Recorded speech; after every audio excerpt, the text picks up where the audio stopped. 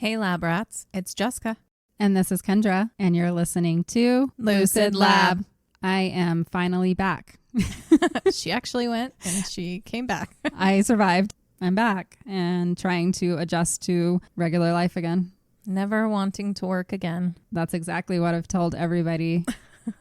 I was gone for 16 days. That's a long, long time to not think about anything except like what you're going to do that day for fun and what you're going to eat. Yeah. It's a good life. I wish we could all live that life more often. Yeah. And just being in different country and just all of the things. Yeah. It was really, really fulfilling.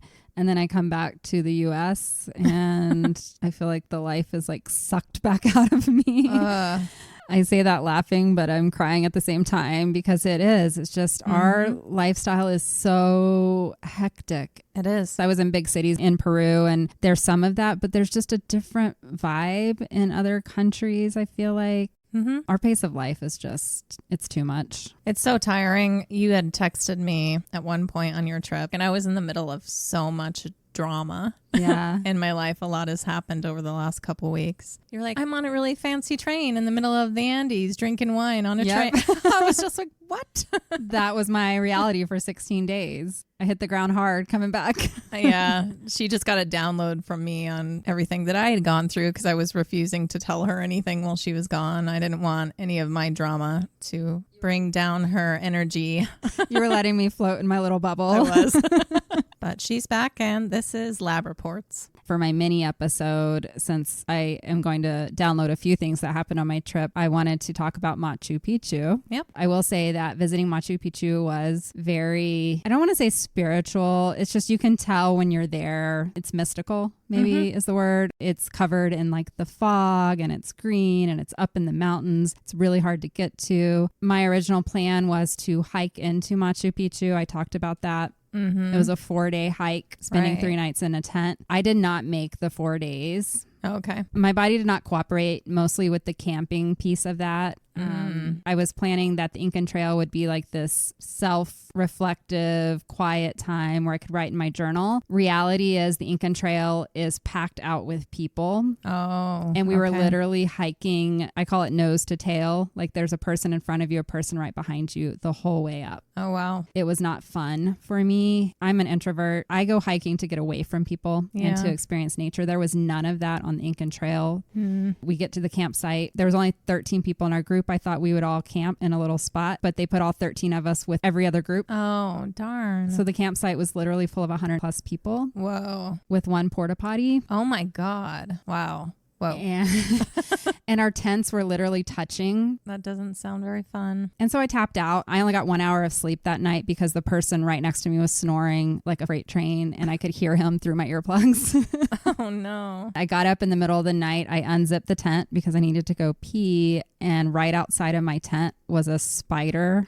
It was like a tarantula that was like the size of a baseball. Oh my gosh. I had like a headlamp on and I almost screamed and woke the whole camp up. And I realized that's not for me. So I guess I did do a little soul searching because the next morning they came to wake us up at 4 a.m. to start hiking we had already hiked 10 miles. We're going to hike another 12 miles. And I said, I don't want to do that. Oh. I hiked 10 miles back to town by myself. By yourself? Whoa, Kendra. A porter came with me like to make sure. And there was one other couple who left. So we were all headed that direction. But many times I let them get ahead of me because I actually wanted to be by myself. Yeah. I will say the Incan Trail was very amazing early in the morning by myself. Sure. So I did have some of those magical moments. I did get to take some pictures. I went with my friend. She kept going because her dream was to hike to Macchu Picchu. Right. I'm glad she kept going. I didn't want to ruin her experience, but me getting out allowed me to have 2 nights completely by myself. Wow. In a foreign country in some really cool towns. Wow. I did get to go back to Macchu Picchu. I didn't hike in. I ended up taking a train to get there and then a bus up to the top. And it is very isolated. It is located in southern Peru and it was built in the 15th century. And it is at an altitude of 7,970 feet. So it's way up in the Andes Mountains.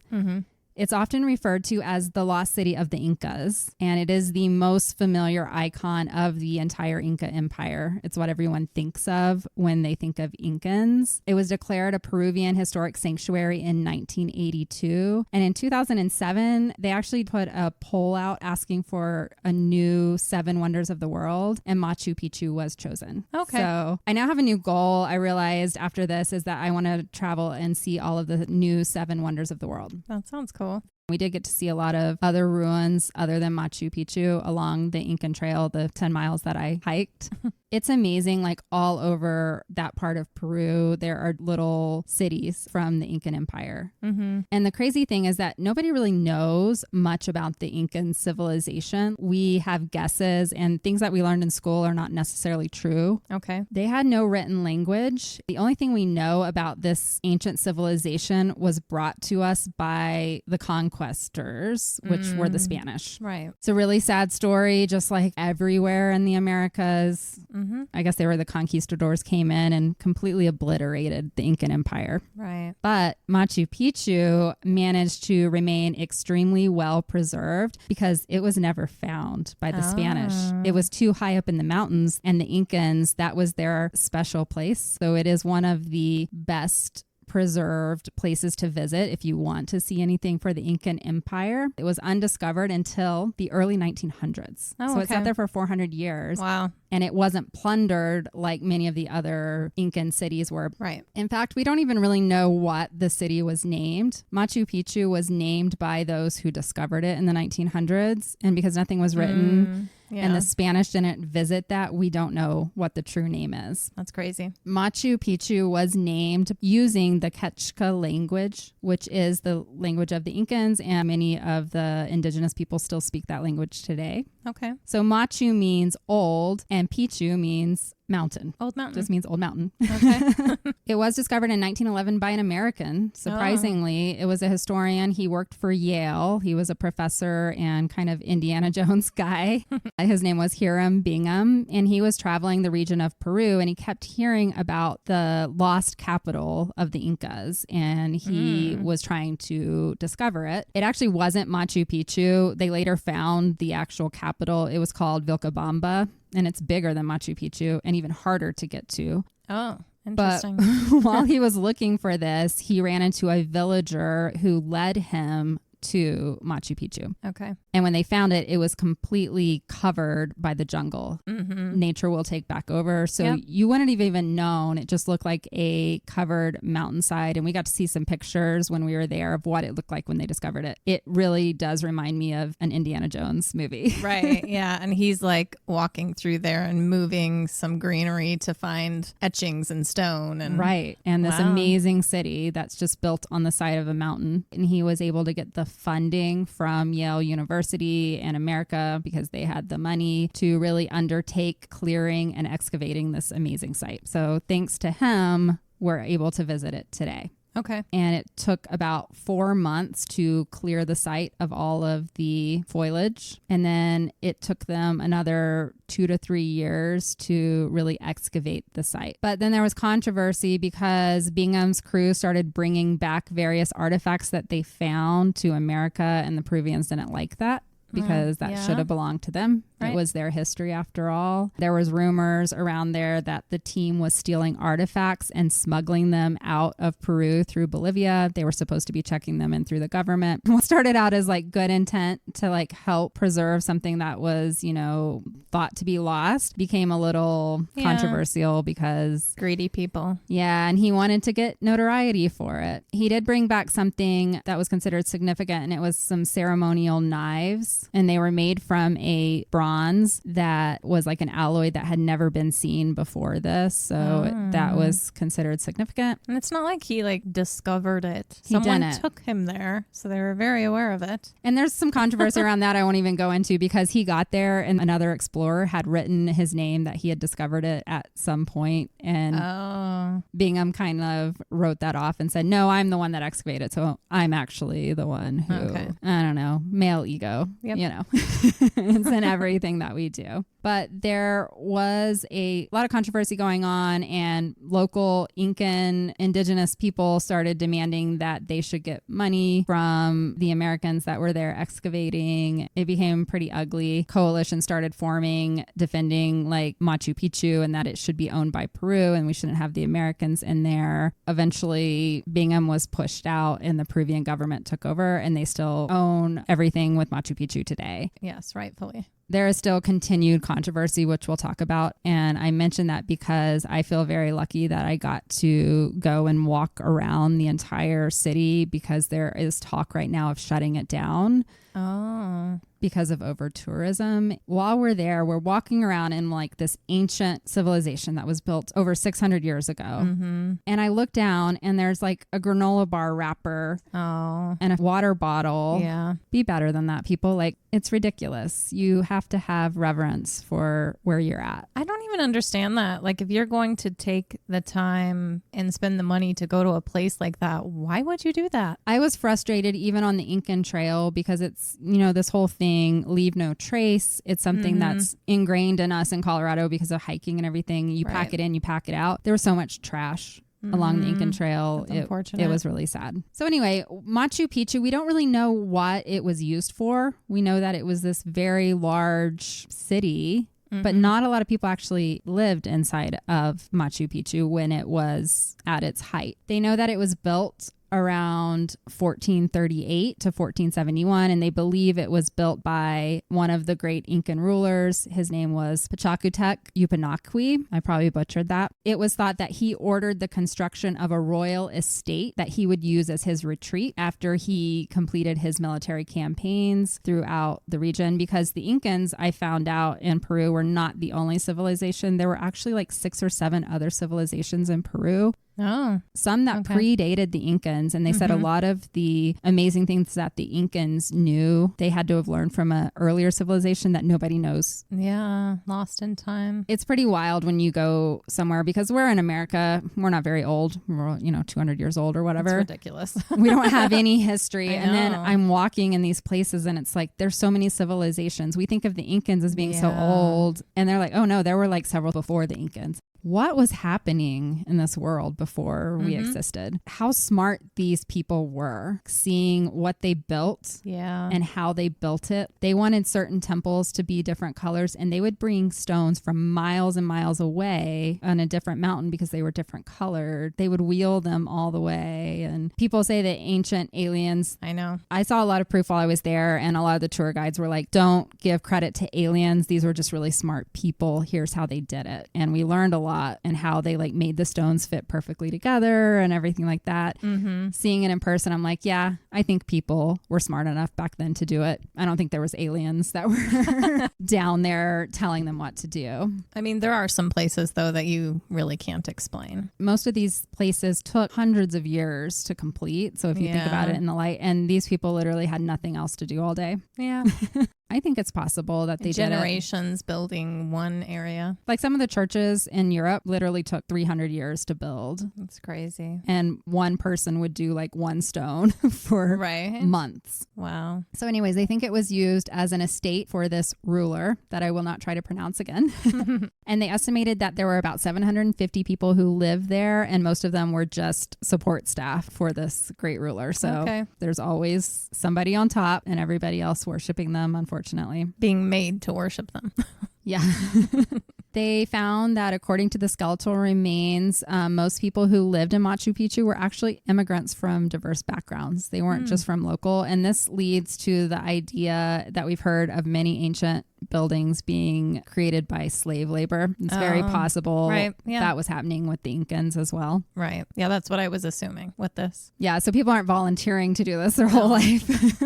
It's more like, you will do this, and if you don't, we'll throw you off the side of the mountain. So they also believe that animals had been brought to Machu Picchu because they found several animal bones around that were not native to the area. Most of the animals found were the llamas and the alpacas. they usually live even higher up, like 13,000 feet rather than as low as it was at Machu Picchu. So they know that these animals were probably brought in. They don't know exactly what for. They would assume that they were eating them or using their alpaca fur to make goods, which hopefully I saw. Just the fur.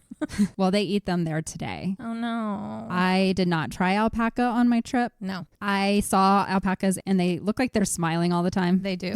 I couldn't eat them. I grew up around alpacas. I would never. The other thing that they found were guinea pigs brought to the region. And that is also something that the Andean region of Peruvians eat today. And that also made me really sad because they would have them in the little cages running around. And I knew that they were just going to eat them later. And I also grew up with guinea pigs. And now you're just making me sad. I know. One of our tour guides, she was like, I know in many regions of the world, they're pets, but here we do eat them. But they also see them as a sacred animal. Ingesting the guinea pig brings them something special. It is a delicacy. Like when I did see it on the menu, it was always the most expensive thing. Okay. They also found dogs in Machu Picchu, and they believed that they would bury the dogs with the humans because they were seen as companions to the dead people. I did hear this not just at Machu Picchu, but in other ruins that we visited. They had these ideas. One of them would bury babies with the dead because they thought babies would bring, it was like a reincarnation ritual. So there is some fucked up things in these past civilizations. And so with whoever lived at Machu Picchu at that time, it seemed like they were burying the dogs to help them into the next life. Through sacrifice. In a way. The one thing they did not find was human sacrifice with the Incans. That is something that I believe we've heard or might have learned, but they did not do human sacrifices in the Incan civilizations. They found no evidence of that in any of the ruins. Oh, okay. There was a civilization before the Incans that liked to sacrifice young girls. I did hear that at one of the ruins, the ones in Lima, Peru. That one really made me sad. Yeah. They sacrificed young fertile girls to try and get it to rain. Jeez. But not at Machu Picchu. Well, that's because it wasn't technically like a city center. It's just some dude's big house. Right. It was. But then there was also something called the Temple of the Sun there. There's a lot of people who talk about the Incans worshipped the sun. And that was also corrected while I was traveling there. They said, no, they didn't actually worship the sun. They were great astrologers. And they built temples to the sun because they had everything precise. There was one window going through Machu Picchu. You would look at one window and it would go all the way through the entire like side of the mountain, and they were all lined up to go where the sun would be during the solstice. Wow. And it was like 12 windows in a row. Yeah. It's pretty amazing what they were able to do. And they used this Temple of the Sun to actually watch the different constellations and plan their year because their main thing and how they lived was agriculturally. So they built all these terraces and they needed to really understand the sun cycles and the weather and all of those things that were really important to keep the crops growing and able to feed the people around them. Right. Makes sense. And they had a lot of festivals and everything was around the sun. They also had a big ritual stone, and the stone would point directly at the sun during the winter solstice. So I think a lot about the things we talked about with the Druids, all of that. The Incans were doing this too, but they're on this other side of the world. To me, this is just fascinating that all of these ancient religions were doing very similar things with the solstices and the sun and the stars. But it makes sense. It's not like it is today. They're looking up at the sky. They've been around a long time. They start to notice that certain things are happening at different times of the year, and there's almost a way to predict things. So it makes sense that over time it would become that in all of these civilizations, regardless of where they were. And that's how they would have to plan, and it's how they made their calendar because the Incans had their own calendar. Cool. I don't quite understand it yet. I need to do more. But they built this big stone and it was called the Intihuatana stone, and it would cast a certain shadow, and they had it perfectly situated so that on November 11th and January 30th, the sun would be exactly above the pillar, casting no shadow. And then they would measure how the shadow went on each side of those dates. And that's how they set their calendar. Like, it's just amazing to me. Right. These people were amazing. They were very smart. That's just like a quick picture of Machu Picchu. There's many, many parts of it. I could talk about this as a full episode, but something I wanted to bring up. It is often cloaked by a thick and some would say ominous fog. Right. And it can give it kind of an eerie atmosphere. And I got to experience this because I went up there early because I had to go meet my group since I didn't hike with them. I got to go into Machu Picchu at like 7 a.m. Okay. And that mist was there. Oh. And I was hiking up by myself to go meet my group and nobody was in there. And I got some really cool pictures with no people in Machu Picchu. So that was pretty special to me. But there are thoughts and there are stories of paranormal activity at Machu Picchu, which would make sense because it's an ancient place. Visitors to the ancient citadel have claimed to see apparitions within the ruins, mostly at this early morning when that fog is there, or then at the other time later in the day right before sunset, I guess at dusk. Those who have seen figures and apparitions within the ruins claim that they are dressed in ceremonial garb, and it's thought that they might be spirits of ancient Incan priests. Some people wonder if maybe these ancient spirits are there as guardians to watch over this once special place. I did mention that it was built by the emperor and all of that, but they did also have proof, I guess I should have prefaced this a little bit more, that it was also used for holy rituals. Okay. Not sacrifices or anything like that, but all of these priests back then were really the smart scientist guys that were doing everything with the sun and planning everything for the civilization so that everyone that lived around there knew when to plant their crops. Right. They did have a very ceremonial thing about them. There was no proof that they actually like worshipped gods or anything. A lot of people say the Incans worshipped the sun. They didn't really worship the sun. They were astrologers. They were scientists at the end of the day. Yeah. They were talking about like all the agriculture that they did. They grew over 4,000 different types of potatoes. Oh, whoa. And like 400 different kinds of corn. Like there are 4,000 different types of potatoes. I ate maybe 20 of them while I was there. Wow. They had different kinds of fruits and vegetables I'd never seen before. So they were pretty amazing. The other story that comes out of Machu Picchu is that some have described having encounters with spirits while on the Incan trail. Many of them mention it will be at night while they are trying to sleep, or perhaps when they get out of their tent to, you know, go to the bathroom. Instead of encountering a very large spider, they say that they've seen apparitions in the misty fog. And when you do get up in the middle of the night, because of the moon and everything like that, you can see a little bit more than you would think you could. Others say that they feel like they are being strangled while sleeping. Oh, that's not cool. Others are like, were they really being strangled, or were they just having a hard time to breathe because you're at high altitude? Right. When you're hiking. Yes, that's true. The Incan Trail, you get up to like 13,800 feet, which can definitely make you feel like you can't breathe. Yes. Well, the anxiety doesn't help either. And you're in the middle of nowhere with weird sounds and tons of people you don't know. The Andean big spiders. Big spider. And they also told me there's pumas out there. Oh, so I had to think about that when I got up out of my tent. I don't know. I don't know that that kind of trekking is ever for me again. I don't think I'll do it. You can't rough it. No, I'm too bougie. You're a glamper. That's all you can do. This was glamping. Like they made us dinner every night. We had a porta potty, but it was not nice enough for me. Yeah. I'm a little bougie bitch.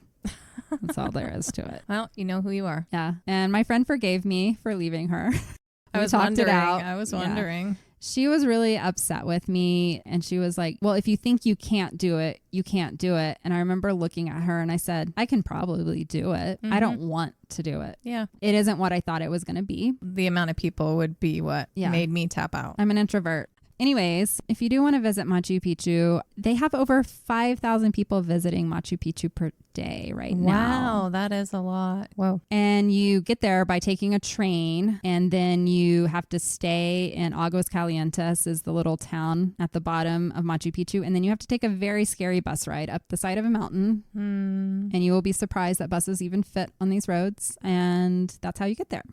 That is scary. Or you can hike up to it, but I wouldn't recommend that because it's a pretty steep mountain from the town up there. They did recently build a luxury hotel at Machu Picchu, which was super controversial. And there are protests. There were actually protests going on while we were there from the Incan ancestors saying this isn't what we want. And so there is a big vote going on right now. And what we could see is that Machu Picchu is shut down for actual visiting and walking around in the temples and the houses what they would allow is that you can hike up and take pictures of it from afar. Okay. Which, quite honestly, most people just want the picture from afar anyways. Mm-hmm. I think that will probably most likely happen in the next couple of years. Okay. They actually shut it down in 2017 because there were so many protests. They were standing on that one little road where the buses go. Oh, blocking it? Blocking it. Mm-hmm. And there were tourists at the top or at the bottom that were getting stranded, and they had to shut it down. Just know that if you want to visit Machu Picchu, it is a very controversial place. I didn't know any of this until I went there. It's very regulated by the Peruvian government because it is seen as a sacred place. A sacred place, and it also made the list from the UNESCO group. They consider it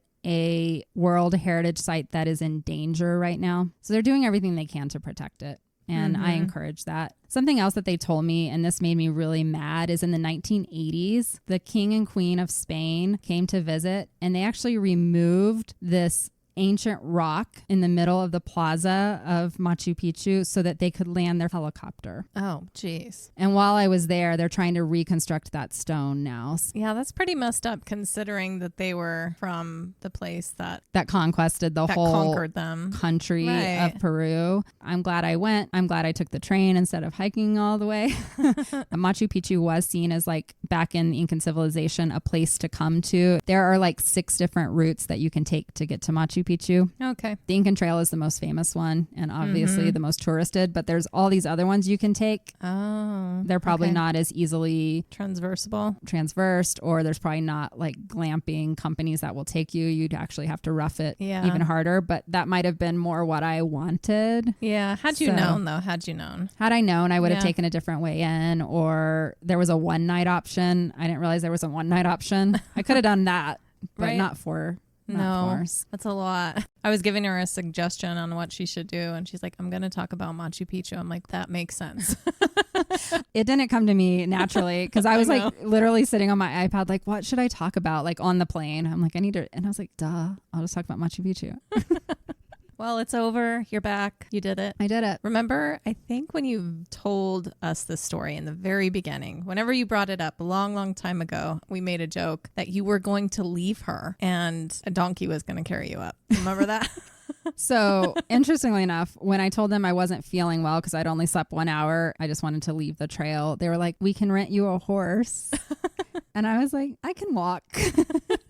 It's never too late to back out of anything that you've committed to. Mm-hmm. Yes, I like to follow through with my commitments, but you got to know when you hit your limits, and it's okay. And you don't have to feel guilty about it. And I don't. Your journey while there was different than hers. So. Yeah. All right. So I guess it's my turn, and I'm going to depress us a little bit, I think.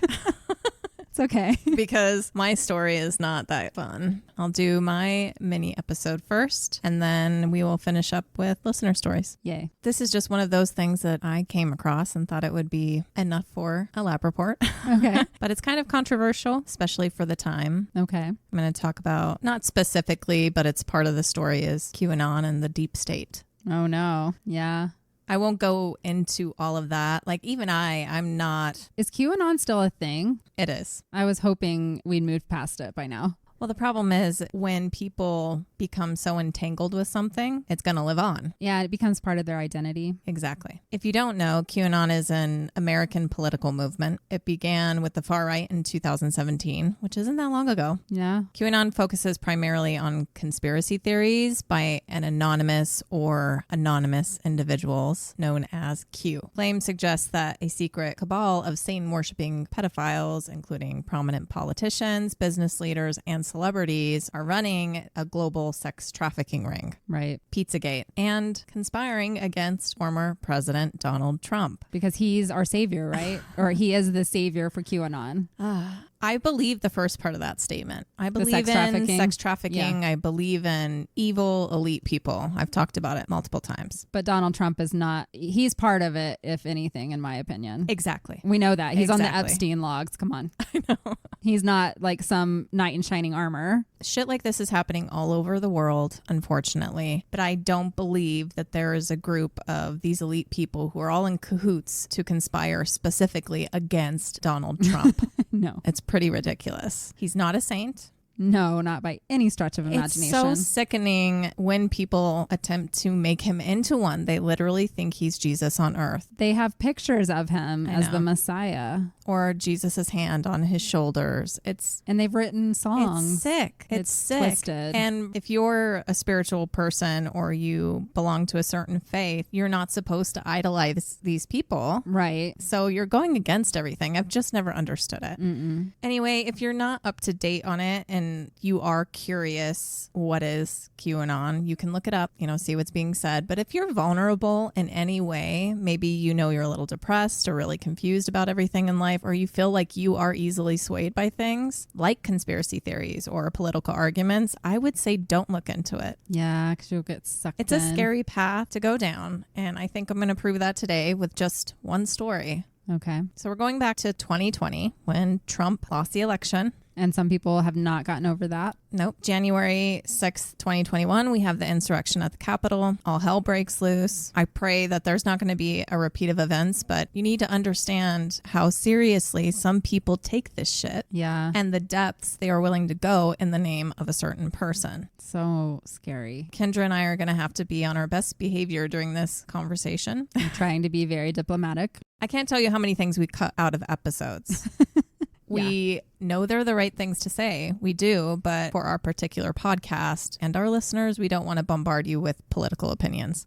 I think you know where we stand just based on some of our past And we'll talk about things, that we personally feel need to be discussed. But we do try to keep it a little bit more PG when we're calling out specific groups of people, I guess. If you've listened to every episode, we sprinkle in our beliefs everywhere. So I think you know where we land. Yeah. And in the beginning, we would drink more wine and sometimes things came out. Yeah.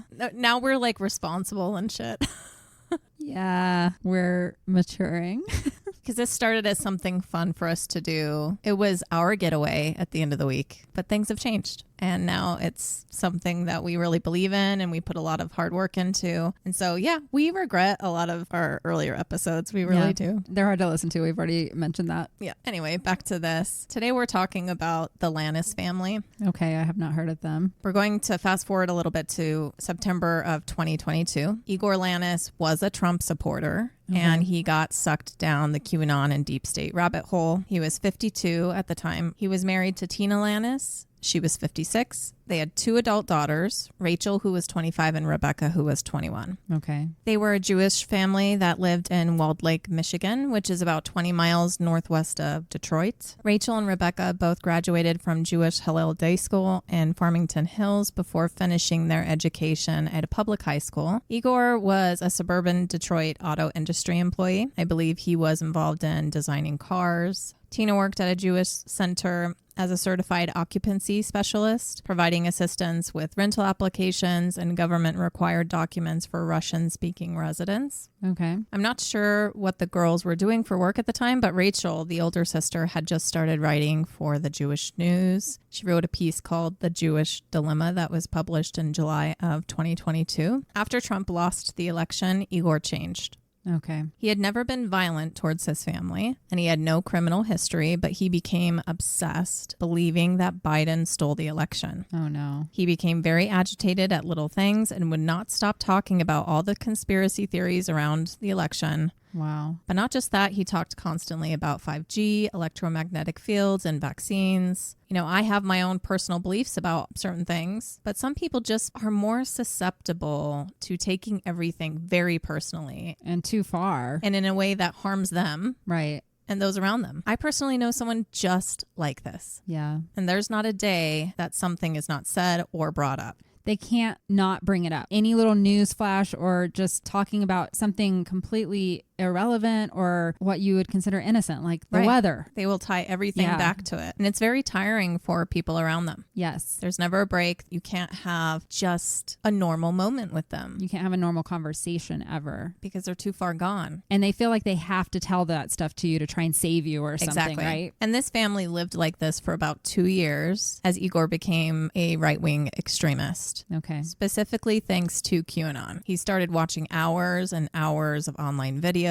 His mental state started to decline and he started insisting that his family watch all the videos. He just would not let it go. Then he started going down the road. I think even you and I have entertained it on this podcast, believing that many of the world leaders are actually alien lizard people disguised as humans. Yes. Hey, like I said, I'm all for conspiracy theories. I really am. I'm willing to look into anything. I want to walk into any possibility with an open mind. I agree. But it's entirely different when you take that to this unhinged place and you're not able to break away from those thoughts. Right. And have just normal interactions with people in your life. It is a mental illness. It is. It consumes everything about them. It's like they're too zoomed in. They can't zoom out. Back out. Their thoughts are racing all the time, and it's all they can focus on. They no longer see themselves as one human being with a family, and that all of this crazy shit in the world may never actually affect them. Like they think it's going to affect them that hour, that next day, but it literally may never happen to them. And they are just consumed with this worry and this false sense of urgency to do something. They have to do something. They have to get away from the city, hide in the mountains, get away from devices, get away from people. Just saying that doesn't sound bad, but their reasoning is not for like a sense of peace and connection with Mother Nature and living clean and whatnot. It's an absolute emergency in their eyes, and they feel destined to be the one to turn everyone around to their way of thinking. Right. Again, I know someone like this, and some days it's terrifying of what they could do. They're right on the edge. Like you said, it's mental illness, and they could snap at any moment, and you don't know what that's going to look like. And you don't know what the trigger is.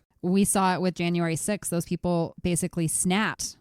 And it led to someone dying. Yeah. And you never know. Most of the people who stormed the Capitol were QAnon followers. And Igor probably would have been there if he could have been. Probably. There's so many more people who wanted to be there that day than were actually able to. They just didn't have the means. So family members, you know, they did try to help him, but he just would not budge from his beliefs. And on September 11th, 2022, it all came to a boiling point for him. And on September 11th. That morning, Rebecca, the younger daughter, got a call from her grandmother. She asked Rebecca if she was at the hospital with Rachel. Rebecca had gone to a party the night before and spent the night at her friend's house, so she had no idea what her grandmother was talking about. But that's how she found out that her father attempted to kill everyone early that morning. What? Like the family? Around 4 a.m. that morning, the Oakland County Sheriff's Office received a call from a young woman. It was Rachel. Okay. She said that she had been shot by her father. Although officers were immediately dispatched, they actually didn't have the exact address. And so they were speaking to neighbors on that street, trying to figure out where this girl was. And then they heard a gunshot. Okay. And approached the home. Rachel was attempting to crawl out of the front door when they arrived before Igor came out, standing behind her, holding a Remington 870, which is a pump action shotgun. He had keys in his hand. They assume, that he was about to flee after he finished off Rachel. But instead, Igor immediately started shooting at the police, and they shot back, killing Igor. Oh, wow. Rachel had been shot in her back and legs. Inside the home, they found Tina, the mom. She was trying to flee the home as well with Rachel when he shot her multiple times in the back, killing her. Oh, God. Further into the home, they also found the family dog, Aww. Sammy, who was shot multiple times and was dead. I don't know if it was a girl or a boy, but a beautiful, fluffy white dog. Aww. Like a big one. I can't remember what they're called, but it was a beautiful dog. Rachel was rushed to the hospital in critical condition. She had emergency surgery. Unfortunately, due to her injuries, she was not able to walk. Oh, my God. I'm not sure of her current condition, but I do know that it was said that she may never walk again. I hope that's not true. Hopefully, she overcame that. How fucking tragic. Many people don't know about this story, but Rebecca wanted people to know. So she posted about this tragedy on Reddit. Okay. People didn't think it was real at first, but confirmed, yes, it's real. She said that prior to the 2020 election, her parents were loving, they were close, but he became obsessed. And then it just escalated. Yeah, and this is what happens. He coupled it with wanting to keep them safe and healthy. Okay. Which unfortunately, it's a talking point for most of the people who become extremists in this way. They see it as saving their family.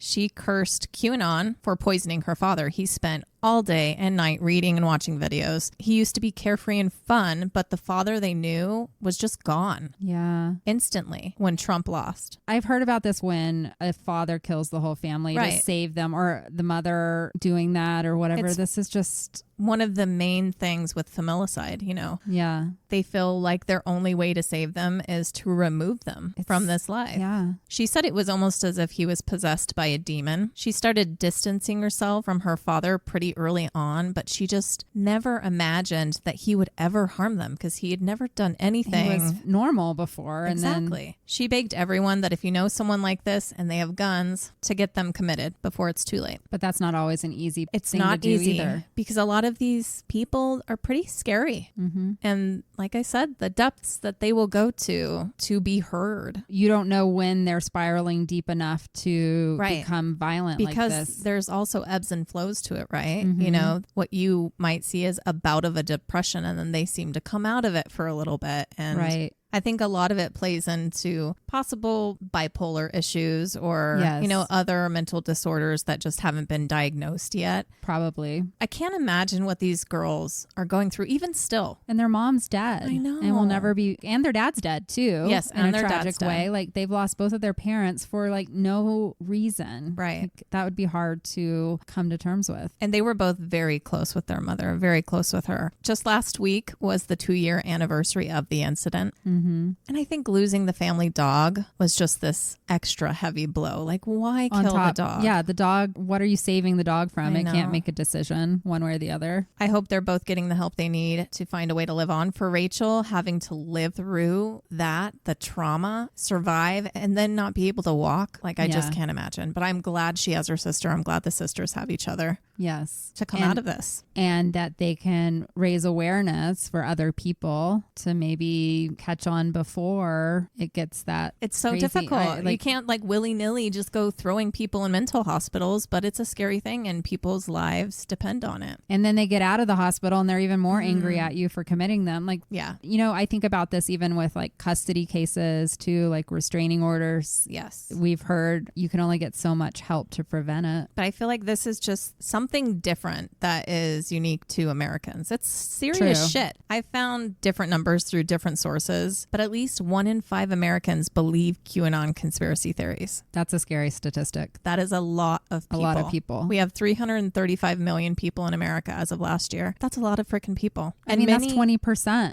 Yeah. Right? Many of these people believe that they have to resort to violence in order to save the country. QAnon believers think that Trump is defending the planet from this worldwide satanic worshiping ring set on taking him down. It is dangerous to believe that one person is so freaking important, but they do. Yeah, I can't grasp why. And this scares me because our election is coming up in just a few weeks. And it isn't only people harming their families and friends and strangers over this. They're harming themselves. Mm-hmm. In response to Rebecca's Reddit thread, a lot of people explained their own situations and what they went through. And some of them lost family members to suicide. Their mother, their father committed suicide after the election. This? Oh my God. Off of Trump not winning. And people have been arrested for plans of mass shootings, bombs, plans to derail trains. Wow. It's really serious. It's just too much. I hate this election time. It sucks because we get to see people in colors that we never wanted to see. We're supposed to be neighbors. We're not supposed to be enemies. We're not supposed to be killing each other. It solves nothing. It's toxic, it's dangerous, and we have to do better. But I would be lying if I didn't say that I am worried. I am come November. Terrified. Yeah. You know, we've lived through many elections in our lives at this point, and they were never toxic. Yes, you know, people had different ideas of how the country should be run. It was more like, how do we help with these policies? How do we do this? And now it's become this like cult-like thing when it comes to the Trumpers side of it. Mm-hmm.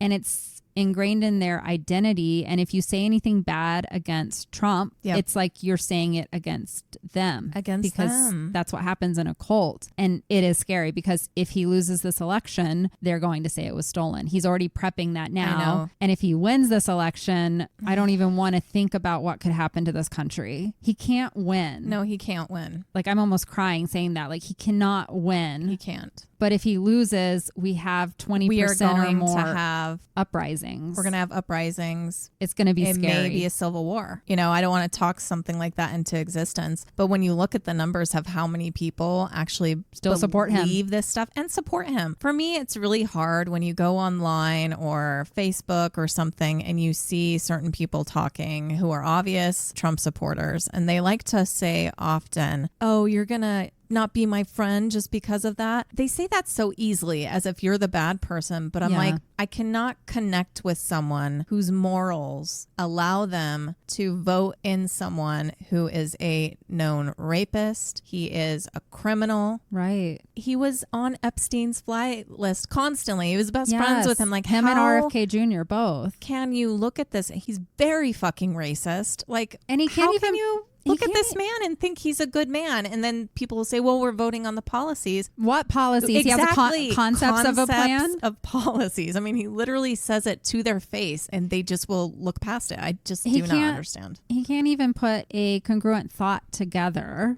when you listen to him. People leave his rallies. Trump supporters leave his rallies because he just rambles on and on and on. And you think this is the person that's going to make things better in America? Really? It's amazing. Yeah. How can I be friends with somebody who truly believes that? Because we're not going to be able to have a discussion like Jessica and I can have. Because this is important stuff. It's about the future of my daughter. It's about her ability to make decisions for her own body. Like, that's very serious shit. This isn't just any election right now. But it does amaze me how that side, it's almost like when I go to Facebook, I have a direct view into the world of a MAGA person, because I didn't realize how many people that I have as Facebook friends are in that world. And just what they say about, you know, Harris, they all say the same things, but they're like, oh, she's just word salad. And I'm like, that's all they use. They use the same, several things, the same to buzzwords say that they people learned off of Twitter or Fox News. It is the reason I left Facebook. Most of my family are Trumpers. Yeah. It's something that I have to live with on the daily, and it's hard because I don't talk to most of my family anymore, and some of them don't even understand why. They think I'm the problem, and it's like, you attacked me on Facebook. Yeah, that's sucky.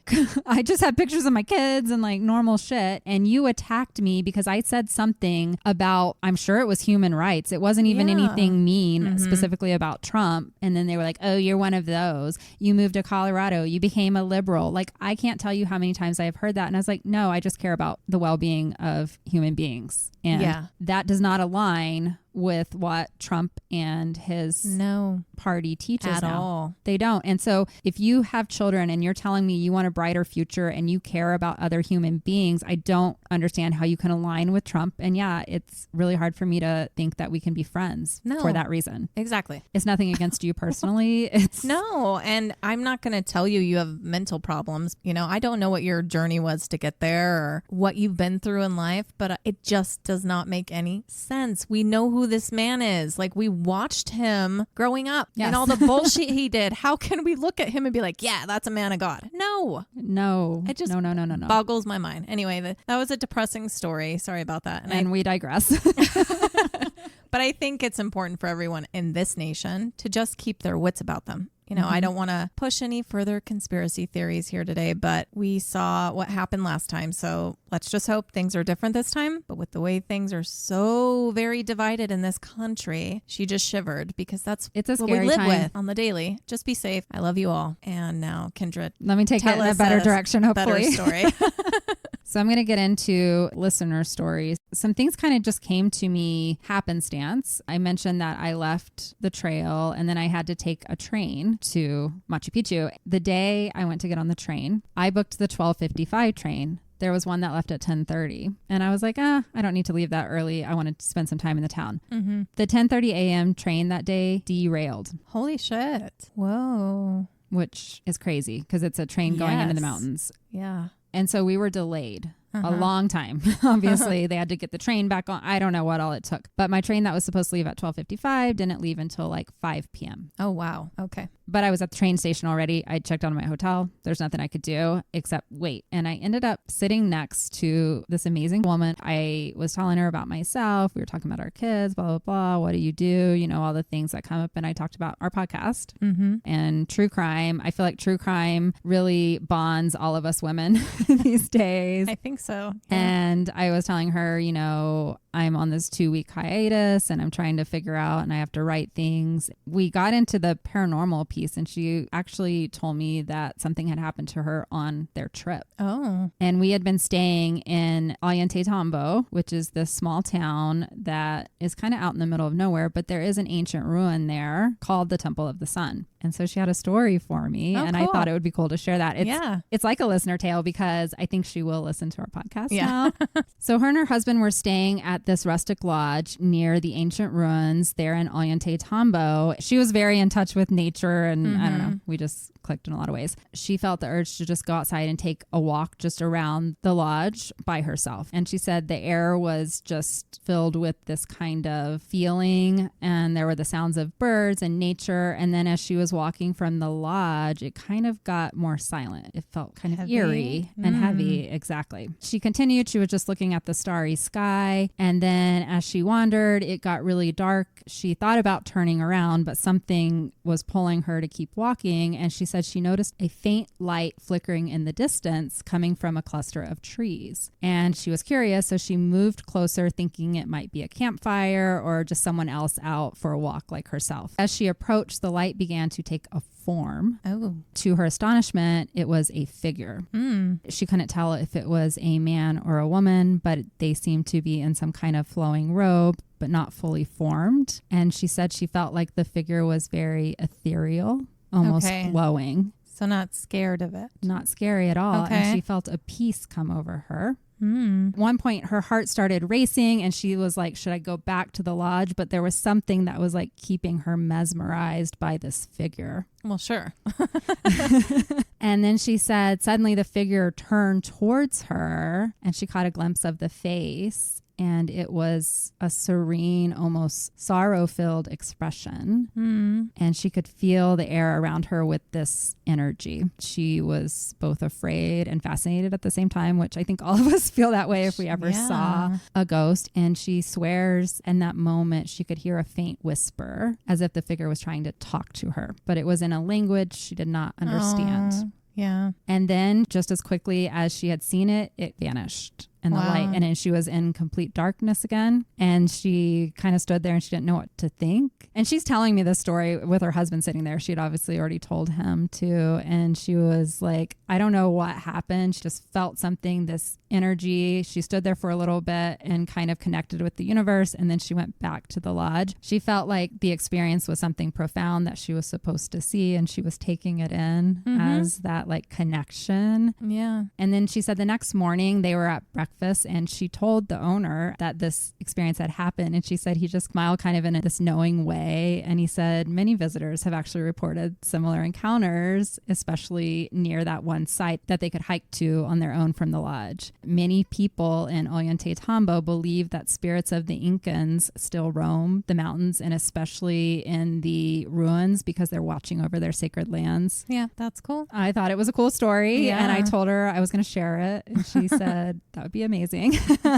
So I'm hoping she's listening right now. I will not say her name because I did not ask if I could. Yeah. But her name starts with an S. So thank you, S, for sharing that story with me. And thanks for keeping Kendra company while she waited for a train. Oh my goodness. Like such good company because we talked about everything. We ended up talking about the election because she lives in America. So we aligned on so many things. And it was one of those moments I'm sitting there. I'm like, if I was still on the Incan trail, I would have never met this woman. Right. If I happened to still be with my friend and she had sat next to me, I probably wouldn't have talked to her. Right. Yeah. I was alone and it just felt like this moment, like the universe brought us together for some reason. Yeah. I don't know what that reason is completely yet, but something. That's awesome. And I won't ever talk about Peru again now. I'm sorry to like annoy you all with it. Okay. That's really cool though. All right. And it's really interesting because we're going into a camping one. Oh yeah? It kind of all worked together. Although, I don't know. It's weird how we've woven Trump and the election into Macchu Picchu and camping and all this shit came together. But it all goes together. This is literally called my camping nightmare. So, oh wow. Well, we'll see if there's some spiders. I don't know. Well, hello, ladies. Thank you for coming together and giving us your podcast. It's like being cuddled up with a warm cup of tea and the best book. I love all the details in both of your personalities. I swear we could be the best trio. Please be my friend. Okay, enough of that. I have a story for you, and I still do not know what to think about it all, but I haven't been camping for almost 6 years because of it. No. So here we go. Oh, and by the way, my name is Isis. You can use my name, but I've changed other names in this story. Hi, Isis. That's a really cool Hello. name. Yeah, it is. I went camping with some of my friends. It was myself, my boyfriend James, his friend Chris, with his girlfriend Anna, and my best friend Julie. We got to our camping spot around 2 p.m. We set up camp and went on a little hike down to a nearby stream. At first, I was feeling all the effects you should feel being in the mountains and away from the city. Happy to breathe in fresh air, cars and other obnoxious noises replaced by bird chatter, trees and plants whooshing and whispering to you, beams of sunlight hitting your face through the trees above. It was magical and I was happy. I was more than ready to release all my daily baggage and be a forest fairy. Yes. But when we made our way back to the campsite to make dinner and settle in, I can't explain it, but I started to feel uneasy. Uh-oh. Almost like we shouldn't be there. Mm-mm. I told Julie how it was feeling, and she tried to tell me it was just me not being able to relax yet. Okay. Feeling the stress of Yeah. the to-dos still on my mind and that it will pass, but it didn't. Mm-mm. I kept close to James the rest of the night. I did have a few moments of awe, looking up at the stars and feeling the warmth of the fire, and a few beers helped with that too. Always.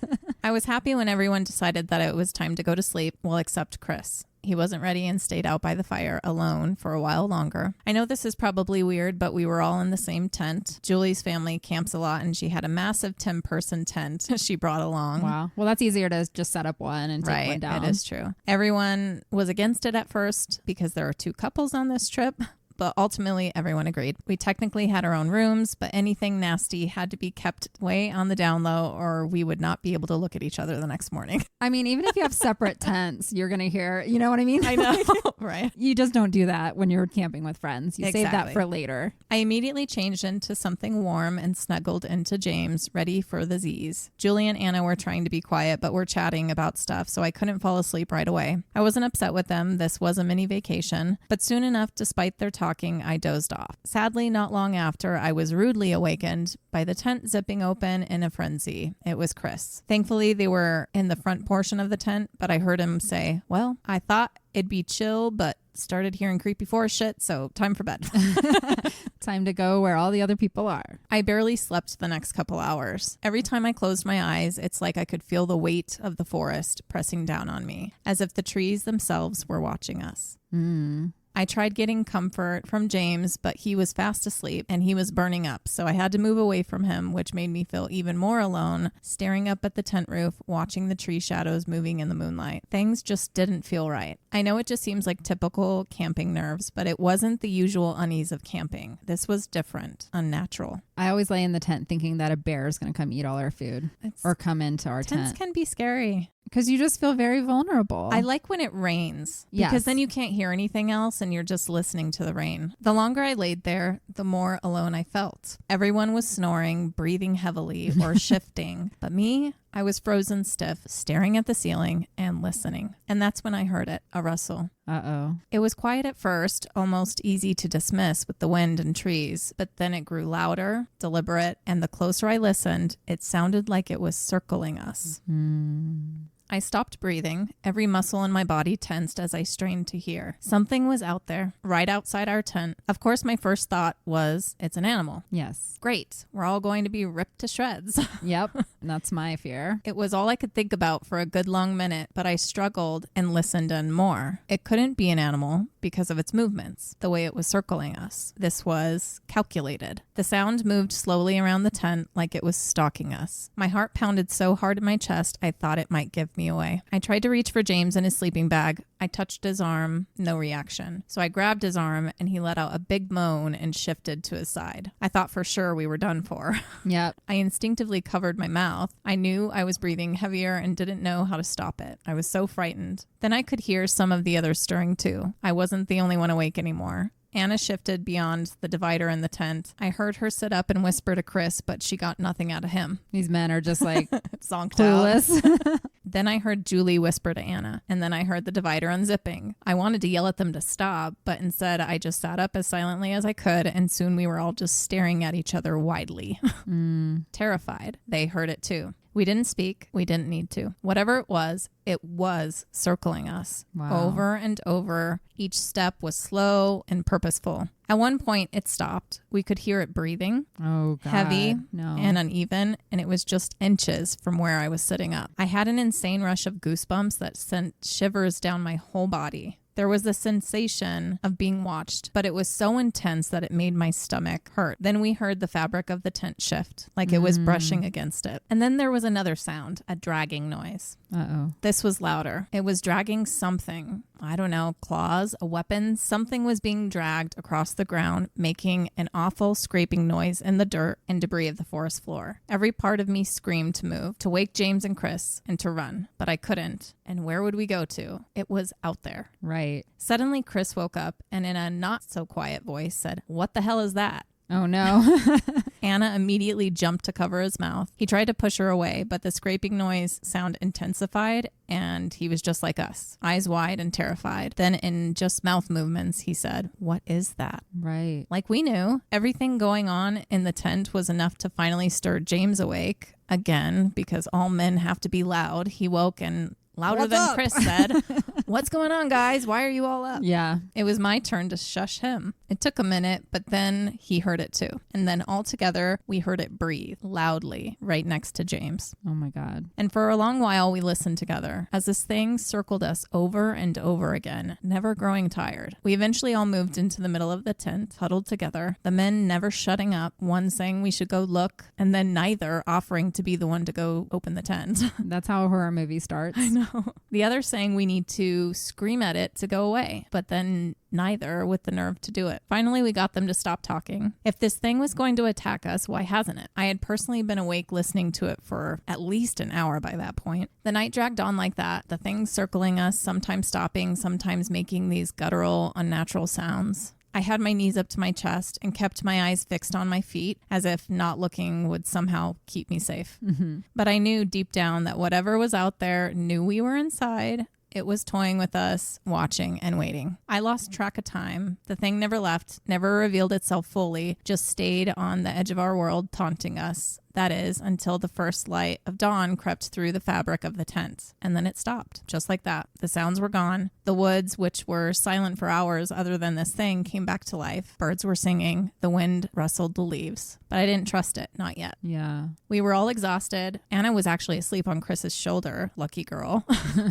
She missed the last torturous couple of hours we all went through. It was James who finally spoke, saying that we have to check. No one argued. Chris unzipped the tent slowly, almost expecting the creature to be standing there waiting for us. But the clearing was empty. He stepped out and circled the tent and came back. It was gone. Okay. At first, I thought I might have imagined it. Maybe we all imagined it. But the ground outside told us a different story. Deep gouges cut through the dirt going around our tent, like it was dragging claws. Huge claws through the earth. The campsite was a mess. One of our chairs had been overturned with a leg broken. The grass and leaves were flattened in places, disturbed in others, as though something large had moved through it during the night. A few trees at the edge of the clearing had deep, long scratches in the bark. I couldn't say if that was something that was there before and we just didn't notice, but now it was like a crime scene. Yeah. Everything was in question. No one spoke. What could we even say? The evidence was right there, staring us in the face. Whatever had been out there, it was real, and it had been watching us all night, circling and waiting. Mm-hmm.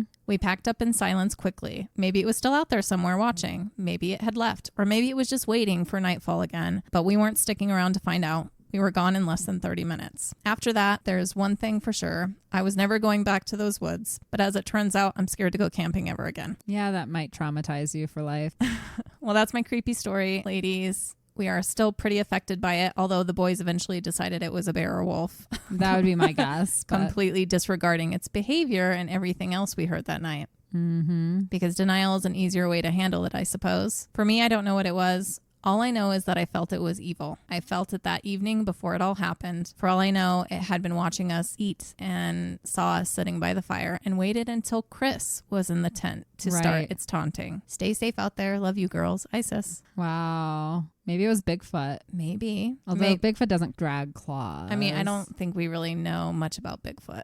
Yeah, we don't know about it. And we don't know how many creatures live in the woods, let's be honest. Like the ones that don't want us to find them, or there's all the legends of all these different beings that are out there. I don't know what it was, but I'm glad it didn't tear into the tent. Just seemed like it wanted to torture you. Yeah. Make you scared. And that was it. I wonder if one of them had gone out of the tent and might have done something in the night. Maybe that's like its own code. Like I won't hurt them unless they come to me. Yeah. I don't know. It could be anything. That's creepy. See, like I have a hard time sleeping camping. Yeah. To circle for hours, that's not an animal. No. A bear would have gone away, or it would have attacked, or usually bears come and take your food and leave. Right. And even like a pack of wolves or something. They're not going to be. They're going to howl. They're going to make noise. They're not going to just breathe heavy like that. And walk in a circle all night. No. They're going to give up, or they're going to attack. That was something. Quite the story, Isis. Yeah. That was some kind of being that knew what it was doing. Wow. Well, thanks for writing in, Isis. Thank you. Now I don't want to go camping. I know. After your story and hers. Yeah. I'm trying to think how many times. I haven't camped that many times in my life, to be honest, but usually I enjoy it. Yeah, I usually go for like one night it. at a time. I don't typically go for a long time, but like the campfire is fun, and sleeping in the tent, you never really sleep well because you're like, what's that noise? Or at least me. I remember my dad holding the tent up one time because it was thunderstorming so bad and the tent was trying to blow away. It's always an adventure. Yes, you never know what's going to happen when you go out in the woods. I have a big old tent with rooms kind of like this, and I've only used it once. It does kind of make me feel sad. I always was jealous of my aunt and uncle had one like that. Well, we appreciate your story. Thank you for writing in, and hopefully you'll get over that and you'll try it again sometime. Go in a RV, maybe. Yeah, glamp it. Dip your toe back in the water slowly. And speaking of dipping our toe back in the water, this felt good. I've been gone for 2 weeks and we got to record again, and this is a fun episode. Yeah, I was a little bit nervous, honestly, with you coming back. I have felt a little off all day, and so I wasn't sure about talking, but it was good. To flow pretty good. Yeah. This might be an easier one to edit. I like that. Maybe. Hopefully. Thank you all for listening. Please go visit us and follow us on any of our social medias. We are on Instagram, TikTok, Facebook, and YouTube, all at Lucid Lab Podcast, one word. Please send in your lab report, whatever it is. Email that to lucidlabpodcast@gmail.com. Or give us some ideas for episodes too. We love those. If you can, please leave a review. Yes, if you can, please. We would love to see something in writing. It doesn't have to be long, just a short, sweet, enjoy what you're doing. Anything like that, we would love it. Exactly, because this is something that we're doing on our own time, and we've put our heart and soul into this, and we do the research. We do. And sometimes I kill myself to do the research. So I hope those who have been with us longer see that and appreciate it. Thank you for being our listeners, and we love you. This comes out the 1st, so officially welcome to spooky season, I guess. My favorite time of year. I'm so excited. I'm already planning my Halloween stuff and decorations. I'm like thinking about just grabbing my Christmas tree because I'm rearranging my garage and it's kind of in the way. So I might just skip it. Started early. You can't skip Halloween. I only do it for my daughter. I used to be a lot more into it, but I love the season. I love all the spooky stuff. I just don't dress up anymore. Maybe that'll change in the future. Maybe. I'm just excited for the cold weather and making soup. I had so much. I am going to say one more thing about Peru because I have to. They have the best soups I've ever had, and I want to recreate them all. I can imagine. I love soup too. So yes, I'm excited for fall and all that comes with it. And hopefully wherever you live, you're feeling some fall vibes as well. Stay lucid. Love you. Goodbye. Bye-bye.